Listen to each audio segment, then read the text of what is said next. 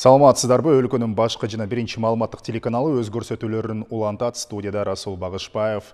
Баш мыйзамдын жаңы долбоорунун 22 беренесинде илим жана билим берүү тармагына өзгөчө көңүл бурулган. Ошол эле беренеден Кыргыз Республикасынын Улуттук илимдер академиясы илимий прогресстин принциптерине таянып, фундаменталдык жана колдонмо чөйрөсүндөгү багыттарды координациялайт деп так жазылган.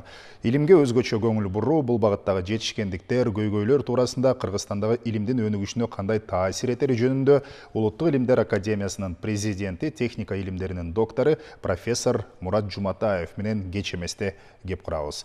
Мурат Садырбекович, арыбаңыз, студияга кош келиңиз. Саламатсыздар. Бүгүнкү мекенди коргоочулардын күнү менен куттуктап кетүүгө алгач уруксат этиңиз. Рахмат, өзүңөрдү дагы. Ыраазычылык билдиребиз. Анда А дегенде Улуттук илимдер академиясынын мамлекеттин алдындагы орду жана ролу туурасында кепти баштасак, анткени көп учурда илимпоздордун жетишкендиктери коомго жакшы жетпей жатат деп илимий өкүлдөр, мүчө корреспонденттердин айтып калганы буга чейин бар эле. Сиздердин мамлекеттин алдындагы орду кандай? Эми ордун азыркы ордун айтардан мурда Улуттук илимдер академиясы 1954-жылы негизделгенден кийин аябай мамлекеттин өнүгүшүнө кошкон салым аябай чоң болгондо, ал убакта негизи эле Советтер Союзунда академиялык илимдин орду эбегейсиз зор болгон. Бүткүл жетишкендиктердин абсолютту көбү ушул академиялык Советтер Союзунун академиясына, анын ичинде Кыргыз илимдер академиясына тийиштүү болгон да.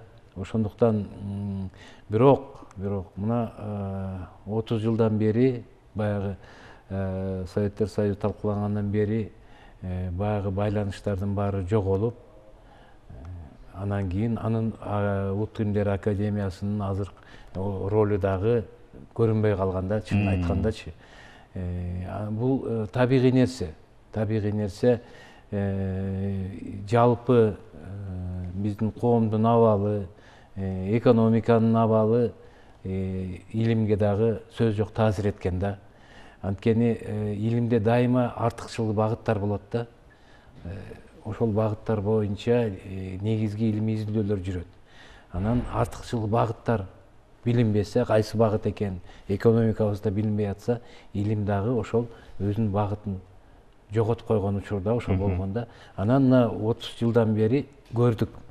Илим жок, илимдин баркы төмөндөп кеткенде коомубуз, экономикабыз эмне болорун, билимибиз эмне болорун азыр көрдүк да. Анан ошондуктан менин оюмча, ол биздин конституцияга ушундай берененин кирип калганында ошондон болсо керек да. Коомубуз дагы муну туура түшүнүп, азыркы жетекчилик эң башкысы туура түшүнүп дагы ошол конституциялык кеңеш менен мүчөлөр дагы туура түшүнүп, ушул беренени киргизип атканда.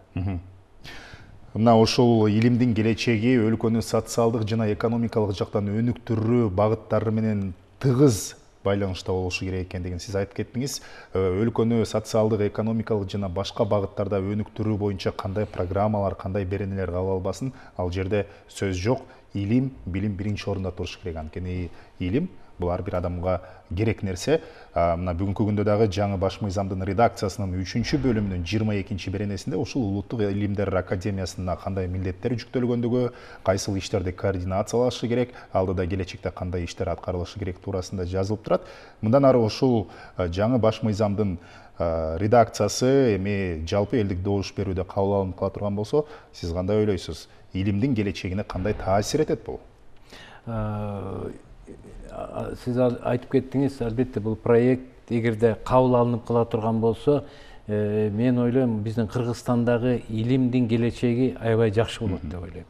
Анткени бул конституция негизги мыйзам болуп эсептелет. Бул мыйзам боюнча кийин бардык башка мыйзамдар, биздин академиянын жаңы уставы бардыгы кабыл алынат да. Ошол жерде мүмкүн жаңы артыкчылык багыттар болот, академияга жүктөлгөн жаңы максаттар болот, бардыгы болот да. Ошон үчүн мен ойлойм, мындан арыда бизге баягы жөн эле баягы биз талап кыла турган нерселер эмес. Бул биздин илимий кызматкерлерге чоң жоопкерчилик жүктөлөт деп ойлойм. Анткени айтып атпаймынбы, экономиканы өнүктүрүш үчүн, сиз да айтып кеттиңиз, коомду өнүктүрүш үчүн жаңы багыттар, жаңы проектлер керек болот. Ошонун баарын иштеп чыгуу, аларды аткаруу негизинен Улуттук Илимдер Академиясына, анан жалпы эле биздин өлкөдөгү илимий коомчулукка жүктөлөт да. Түшүнүктүү. Албетте, келечек жолду аныктаардан мурда ар бир тармактын көйгөйлөрү, кандай орчундуу маселелер бар, аларды дагы биз аныктап алып, аны чечүүнүн жолдорун дагы издешибиз керек. Улуттук Илимдер Академиясы Совет доору урагандан кийин, эгемендүүлүк алгандан кийин эптеп жан багуу режиминде дагы өз ордун жоготпой, Улуттук Илимдер Академиясы жашап келди, жана азыркы күндө жашап атат. Кандай көйгөйлөр, орчундуу маселелер бар биринчи чечиле турган азыркы күндө? Көйгөйлөр албетте көп. Жана баягы бөлүнгөн каражаттын чегинде мен ойлойм, Улуттук Илимдер Академиясы жыл сайын ошо жүктөлгөн милдеттерди аткарып келди. Анан бирок биз илимий коомчулукта, Улуттук Илимдер Академиясында ушул ичибиз жылыбай келгенде ушул убакытка чейинчи. Анткени биз илимий кызматкерлер дагы өздөрү амбициялуу кишилер. Муну баардык эле биздин илимий эмгектерибизди коомчулук билсе, чет өлкөгө жанагы кеңири белгилүү басылмаларда жарыяланса деп баары ойлонот да. Бирок баягы кендирди кескен эме жетишпегендик, каражаттын жетишпегендиги өзгөчө биздин баягы илимий техникалык базабызды мындай эскертип жиберди. Анткени илимий эмгектердин көбү, аябай фундаменталдуу эмгектердин көбү бул илимий аспаптык базанын негизинде болот да. Анан эгерде биздин ошо илимий аспаптык паркыбыз 40-50 жыл болуп калса, анан кийин баягы чет өлкөдө биздин өзүбүздүн статьяларыбызды, макалаларыбызды чет өлкөлүк кеңири белгилүү басылмаларга жиберсек, а жерден карап көрүп туруп, силердин эмгектериңердин баары эски аппаратурада алынган турбайбы? Мунун тууралыгын кантип билебиз? Достоверность деп коет орусча. Кантип билебиз деп туруп, кайрыган учурлар да болгондо.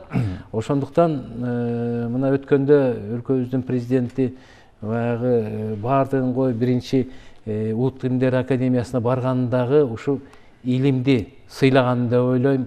Анан ошол жерде дагы биздин окумуштуулар менен, академиктер менен жолукканда айтып кетип, бизде коом өзүнчө, илим өзүнчө жашап аткандай болуп атат. Андай болбош керек. Баардык мамлекеттик чечимдер илимий негизде болуш керек. Ошондуктан мындан ары мамлекет илимди жардам бергенге аракеттенет деп айтканы жакшы болду да. Анан кийин биздин баягы көйгөйлөрдү айтканда дагы туура түшүнүп, туура кабыл алып, эң биринчи көйгөйүбүз ушу илимий аспаптык базаны өркүндөтүү керек экенин түшүнүп, ошол эле жерден айтып кетти, биз мамлекет жетиштүү түрдө жардам берет депчи. Анан эми маалымат каражаттарында деле чыгып кетти, көрүп атасыздар, ушу биздин академиянын 1 жылдык бюджетине мындай туура келген каражат бөлмөй болуп атат. Эми анда дагы Расул мындай болуп кетип атпайбы? Бизде коомчулуктагы ар кандай фейктер тарап кетет экен. Кээ бир социалдык тармактарында мындай тарап кетти, мындай уже президент бөлүп койду эле, ал акча жоголуп кетиптир, башка жака алды деген туура эмес. Анткени бул баягы чөнтөгүнөн алып койгон акча, берип койгон акча эмес. Бул деген өзүнүн процедурасын өтүш керек, өкмөт буйрук чыгарыш керек, тендерлер өтүп алыш керек. Анын баарынчы азыр ошол процедуралар болуп атат. Эми биз окумуштуулар дагы күтүп атабыз. Ошо эгерде аспаптык базабызды өзгөчө мына техникалык илимдерде, табигый илимдерде жаңыланып калса, илимибиз мындай чоң эле секирик жасайт деп күтүп атабыз. жаңы баш мыйзамдын долбоорунун 3-бөлүгүнүн 22-беренесинин алгачкы пунктудагы мына ушул жерде коомдун жана мамлекеттин өнүгүүсү илимий изилдөөлөргө сиз атап кеткен заманбап технологияларга жана инновацияларга негизделген деп турат. Мен ойлойм бул жөн гана эми кагазда кооз жазылып калбастан реалдуу түрдө ушул заманбап технологияларга, инновацияларга азыркы коомдагы, замандагы, ааламдагы тездик менен өнүгүп жатканда бир топ техникалык жабдуулар менен камсыз болосуздар деген терең ишенич бар. Анткени жетиштүү деңгээлде каржынын расмий түрдө мамлекет башчы тарабынан бөлүнүп жатышы дагы бул албетте сиз атап кеткендей илимге болгон назар, илимге болгон көңүл деп билсек болот. Бирок кайра эле Мурат Садырбекович, азыркы учурда коомдо илим билимдин кадыр баркы төмөндөп кеткени байма-бай айтылып жатат да. Ушул сын пикирге сиз кандай көз караштасыз? Эмнеден улам мындай сындар айтылууда? Бул эми мыйзам ченемдүү көрүнүш. Жана баштан айтып атабыз. 30 жылдан бери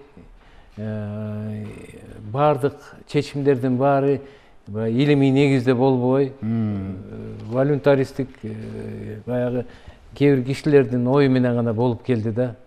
Анткени биз илимий кызматкерлер колубуздун келишинче жыл сайын отчетторду берип, өзүбүздүн ар бир багыттар боюнча берип аттык өкмөткөчү.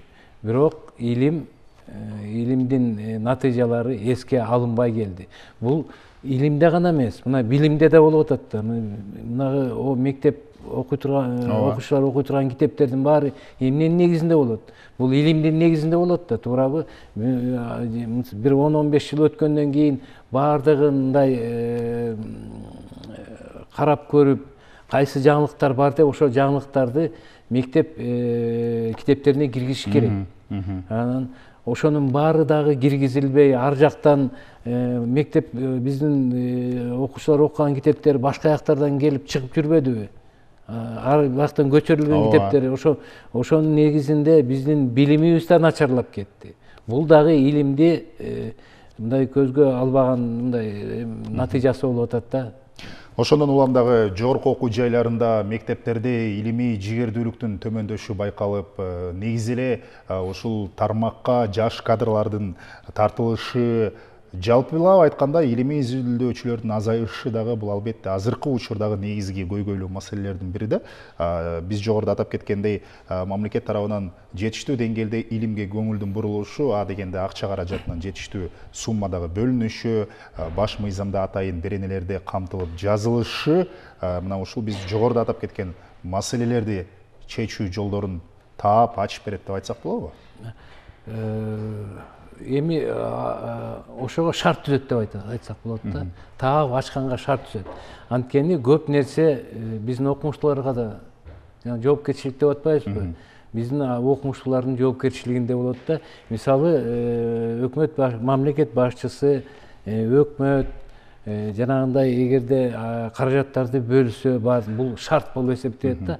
Калганын ошол эле аспаптарды тандап алып, анын иштетип, бул Улуттуу Илимдер Академиясынын жетекчилигинен, анан окумуштууларга жоопкерчилигинде. Мен ойлойм, бизден Улуттуу Илимдер Академиянын азыркы жетекчилиги, академиктери, корреспондент мүчөлөрү, илимдин докторлору азыр ушул жоопкерчиликти алганга даяр. Жанагы айтып кеткендей, бир убакыт өткөндөн кийин сөз жок натыйжа болот деп ойлойм.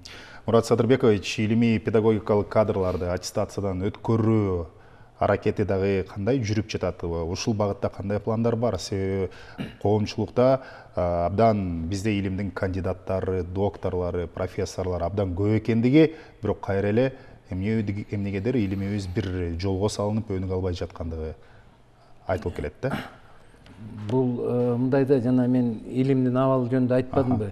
Илимдин абалы жөнүндө айткандан кийин баягы кадрларды даярдоо маселеси да ошого байланыштуу болуп атат да. Илимдин кандидаттарын, докторлорун баягы өйдө баягы аттестациядан өткөрүү, коргоо маселелери бул жана жогорку аттестациялык комиссиясына тийиштүү болуп эсептелет. ал эми илимий эмгектерди даярдоо биздин Улуттук илимдер академиясында, жогорку окуу жайларында болот да. Эми ал жерде дагы көптөн бери мындай чаржайт десем болот да. Ошондой контролсуз болуп келген, анткени сөз жок. Илимдин, кадрлардын баягы даярдоо багыттары дагы мурдатан бир системада болуш керек да. Анан кийин эле баягы өзүнчө эле бир агымга кое бербей, мисалы коомдук илимдер боюнча азыр убакта аябай көп илимдин кандидаттары, докторлору даярдалып атат. Эми түшүнүктүү, ал илимдерде баягы жанагы мен айтып кеткен эле каражаттар азыраак колдонулат, аспаптык база азыраак колдонулат. Анан кийин мисалы бизде эми мүмкүн мен экономисттердин немесине калып жүрбөйм каарына, бирок экономисттер, юристтер, педагогдор көбүрөөк даярдалып атат. Ошол эле убакта ошол багыттын өнүгүп кеткенин да көрбөй атабыз. Анткени коомубуздагы жанагы бекеринен президентибиз жана адеп ахлак жөнүндө указдарын чыгарган жок да. Каякты көздөй кетип баратканыбыз жөнүндө билинип атпайбы? Бирок ошол эле убакта мына 30 жылдын ичинде ошол багытта аябай көп илимдин кандидаттары, докторлор даярдалып кетти. Демек, жанагы бизде илимде айтып коет, кайтарымдуулук деп. Кайтарымдуулук аз болуп атканда болуп атат да. Бизде да Улуттук илимдер академиясында гуманитардык бөлүм бар, ошондо бир 4 институт бар. Тарых институту, философия институту, анан тил адабият институту бар. Ошолордун жылдык баягы жыл сайын отчет беришет. Ошондо да биз талап кылып атабыз. Кантип силердин эмгегиңердин кайтарымдуулугун кантип билебиз? Мисалы техника илимдеринде болсо, мисалы бир объект эметилет да, мындай машина же болбосо технология, силерден кантип билебиз? Мисалы бизде азыр коомдо жаштар тарбияланып атат. Ошолорго кандай силердин эмгегиңер кантип таасир этип атат? Ошону айтып бере аласыңарбы? Эми көйгөйлөр көп болуп атат ушул жактачы. Эми алар айтышат, мисалы 30 жылдын ичинде баягы мурдагы белгилүү бизге Айтматов, Сыдыкбеков, Токомбаев же башка акындардын деңгээлиндеги же болбосо анан ылдый турган деңгээлдеги акын жазуучулар чыккан жок дешип атат. Анда биз буларды, жаш муундарды эмненин мисалында тарбиялайбыз? Кантип тарбиялайбыз? Ошого силер анда эмгегиңерде ошону жазышыңар керек деп биз ошого азыр ошол президенттин указы боюнча атайын бир концепция даярдайлы деп атабыз. Мындай өнүктүрүү боюнча ушул багыттачы Улуттук илимдер академиясы. Ушул кайтарым байланыш боюнча абдан жакшы айттыңыз да. Анткени физика, математика жана башка илимдин бир топ кандидаттары бай тажрыйбасы, өзүнүн ушундай бир акылы, дарамети, деңгээли жетишкен абдан тажрыйбалуу азыркы учурда илимдин мүчө корреспонденттери бар. Ар кайсы тармакта ачылыштарды жасаган илимпоздорубуз, окумуштууларыбыз бар. Ошолордун тажрыйбасын өсүп келаткан жаш муунга колдонуу, окутуу максатында дагы бир аракеттер болуш керек го. Туура айтасыз да. Мындай болуп атат да, азыр жаштарга илимге кирүү аябай кыйын болуп атат. Анткени баягы улам эле мен мурдагы учурга шылтоо жазып атам, ал убакта система бар болчу да. Мисалы жаңы институтту бүтүп келгенде статьяны, макаланы кантип жазыш керек? Илимий макаланы. Аны кантип жарыялаш керек? Жыйынтыктарын кантип колдонуш керек? Мунун баарын усул метод бар болчу да. Аны биз ошо бизден мурдагы муундан үйрөнгөнбүз. Ошолордун эмгектерин карап, кантип жазганды үйрөнгөнбүз да. Анан 90-жылдан кийин бизде бир мындай бир вакуум пайда болуп калбадыбы? Көбү кетип калды. Анан кийин жаштар болсо кантип кай жагынан илим изилдөөгө киришти билбей калды. Анан жанагы ошону ордуна келтириш керек болуп атат да. Эми азырынча бизде Улуттук илимдер академиясында, жогорку окуу жайларында, башка тармактык илимий мекемелерде азырынча тажрыйбалуу окумуштуулар бар. Ошолордун тажрыйбасын алып калыш керек болуп атат. Бирок бизди дагы эле кыйнап аткан эме жаштарды тартыш керек болуп атат. вуздарды бүтүп келген, жогорку окуу жайларын бүтүп келген жаштар биздин илимдеги айлык акыга келбей жатышат. Мындай ачык эле айталы. Анан кийин ошон келбей аткандан кийин кантип аны тартыш керек? Мүмкүн баягы студент кезинен баштап илимий ишке тартып койсок, кээ бири кызыгып кетип, эми ар кандай болот. Албетте кызыгуудан да көп нерсе көп. Анан кийин жаштардын кээ биринин мындай колдоочулары, кээ биринин ата энелеринин мүмкүнчүлүктөрү болот. Ошолорду тартып, илимге тартып алсак, азыр болсо, мисалы жыл сайын биз чыгарабыз да 30 жашка чейин биздин жаш окумуштуулардын саны канча депчи. Азыркы 20-жыл эсептеп көрсөк, 25% экен. Бул аз. Бул аз, албетте аз. Эми бир 35-40% болсо жакшы болот эле азырчыга. Мүмкүн аз болуп атат. Эми ар кандай методдорду издеп атабыз да, мүмкүн жанагы билим берүү мыйзамына магистрларды Улуттук илимдер академиянын илимий мекемелерине даярдоо жөнүндө кошумча киргиздик. Азыр эми академияга ошону киргизип алсак, анда академиянын лабораторияларында жаш 2 жыл окуйт ал магистрларчы. 2 жылдын ичинде илимге кичине тартылып калып туруп, анан кийин баягы кандидаттык, доктордук диссертация кулагы көрүнүп калса, кызыгып кетеби деген ой менен ошол ар кандай, анткени ачык айтыш керек, баягы айлык акыны бюджеттен берген мындай бат көбөйтүш кыйын. Ал эми баягы бюджеттен тышкары акча табыш дагы азыр кыйын болуп атат. Ошондуктан ошондой ар кандай усулдарын издеп атабыз. Анан бул конституцияга жазылып калгандан кийин дагы бул дагы бизге, мен ойлойм, шарт түзүлөт го депчи. Мамлекеттен шарт түзүлөт. Анан ошо шарт түзүлүп калса, жаш кадрларды даярдаганга, анткени бул эми аксиома да. Илими жок мамлекет, илими жок коом, мына мисал болбоду. 30 жыл мисал болбоду. Болбойт деп, мына өкмөт, мамлекеттин жетекчилиги да айтып атат. Мына ошол туңгуюкка кептелбеш үчүн илимий чөйрөгө, илимпоздорго, окумуштууларга коом тарабынан ар бир жараныбыздан дагы мындай бир бийик сый урмат, коомдун ошол урматтап турушу, кадырлап турушу дагы көп нерсени айгинелейт окшойт. Себеби дегенде илим, билим, сиз айткандай, бул мамлекеттин келечеги. Туура, Расул. Мындай болуп атат да, эми баягы биздин Кыргыздын баягы инерция боюнча баягы балабызды окутабыз, ага илим беребиз деген, билим беребиз деген инерциясы боюнча дагы эле келатат.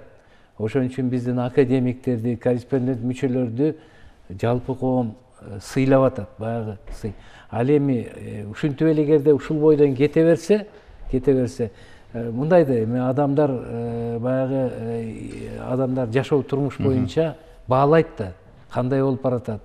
Өзгөчө жаштар азыркы материалдык кызыкчылык көп болуп атпайбы? Анан кийин баркы түшүп бараткансый. Анан ушул дагы бир жолго бизди кубандырып аткан конституция жазылып калгандан кийин, мен ойлойм, ушул конституциялык берене боюнча кийин закондор эметкенде илимий кызматкердин статусу жогорулап. Анын үчүн дагы биздин коомдон дагы жардам керек да. Жардам керек. Албетте баары эле указ, президенттин указына туура келгендей материалдык эмес, моралдык, нравалык байлыктарды өйдө коюу жөнүндө жалпы коомубузда ошондой саясат жүрүш керек. Албетте, илимпоздордун илимий даражасы ар кандай болушу мүмкүн, бирок алардын жалпы коом алдындагы кадыр баркы бийик болуш керек. Ал үчүн жогоруда биз атап кеткен ар бир жарандан илимге, билимге болгон мындай сый урмат дагы бийик болсо дейбиз да. Эми Мурат Садырбекович, эфирди жыйынтыктоо алдында биз Улуттук илимдер академиясынын алдына койгон бир так максаттары, өзүнүн алдына койгон талаптары болсо, балким ушул тармакта оптимизациялоо, реформалоо аракеттеринин алгачкы бир мындай учурлары байкала баштады. Эми оптимизациялоо, реформалоо десе эле сөзсүз кыскартуу, азайтуу деген түшүнбөшүбүз керек. Ошол ишти бир натыйжалуу жолго салып, жыйынтык көрсөткөндөй алып кетүү максатында. Туура, мына бир 3-4 жылдан бери 14-жылы бир концепция кабыл алынган. Кыргызстандагы илимий сфераны реформалоо жөнүндөчү. Бирок ал концепция ушу Улуттук илимдер академиясын реформалоо менен эле бүттү. Мен ушу президенттик кызматымды баштаганда ушу реформалоо башталды да. Эми өзүңүз айткандай, баягы түшүнүк кыскартуу жөнүндө түшүнүк болот да, реформалоо. Эми биз ага да бардык. Улуттук илимдер академиясынын 25 институту 19 институтка чейин кыскарды. Бир 500дөй кызмат орду кыскарды. Жаңы приоритеттик багыттар тандап алынды. Мурда көп приоритеттик багыттар болсо, азыр бир 6 эле приоритеттик. Ал багыттар тандаганда эмнеге биз мындай ойлодук да ошо багыттарды. Биринчиден бул биздин республиканын, биздин өкмөттүн, биздин мамлекеттин кызыкчылыгы, кайсы багыттар өнүгүш керек. Анан кийин биздин академиянын мүмкүнчүлүктөрү. Анткени биздин кадрларга да, эгер кадр жок болсо, биз ал багытты кантип өнүктүрөбүз? Ошондуктан бир 6 эле багыт эметтик. Биринчиден бул маалымат технологиялары, бүт дүйнөдө бул болуп атат. Экинчиден жаңы материалдар жана технологиялар, бул техникалык багыт. Үчүнчүсү суу чарбасынын гидро ресурстар багыттары. Төртүнчүсү жер казынасын изилдөө, жер жөнүндөгү илимдер. Кантип аларды изилдеш керек, кантип табыш керек, кантип пайдаланыш керек. Бешинчиси бул экология багыты, актуалдуу азыр бизде био коопсуздук, ошолор боюнча. Эми эң алтынчысы гуманитардык багыт, адам жана коом. Анан азыркы глобалдашуу учурунда биз коомубуз кандай болуш керек? Ошол 6 багытты тандап алдык. Анан 6 багыт боюнча проектлерди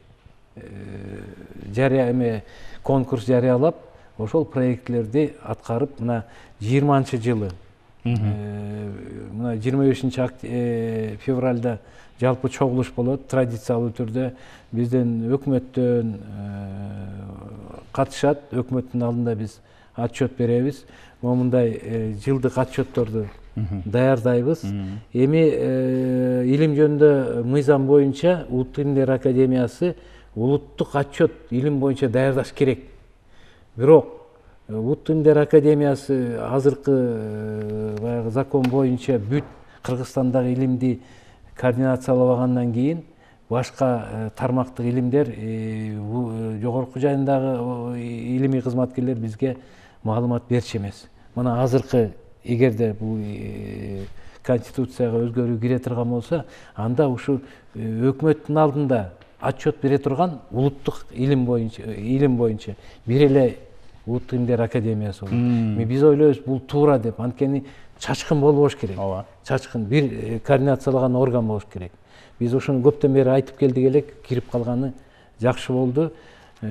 Ошол отчетто биз баардык жетишкендиктер жөнүндө айтабыз. Сиздердин кызматкерлерди да чакырабыз ошол отчетту баягы чагылдырганга, биздин Улуттук илимдер академиясынын кызматкерлеринин жетишкендиктерин чагылдырганга, жөнөкөй тил менен айтып бергенге аракеттенебиз.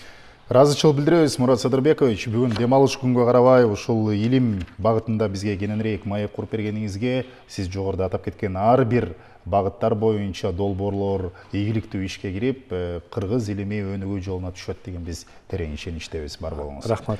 Урматтуу теле-көрүүчүлөр, Кыргыз Республикасынын Улуттук илимдер академиясынын президенти Мурат Жуматаев менен Кыргызстандагы илимдин өнүгүү жолдору, келечеги жана баш мыйзамдын жаңы долбоорунда илим менен билимге өзгөчө көңүл бөлүү максатында жазылган берененин алкагындагы багыттар боюнча маек курдук. Аны Расул Багышбаев алып барды. Саламатта калыңыз.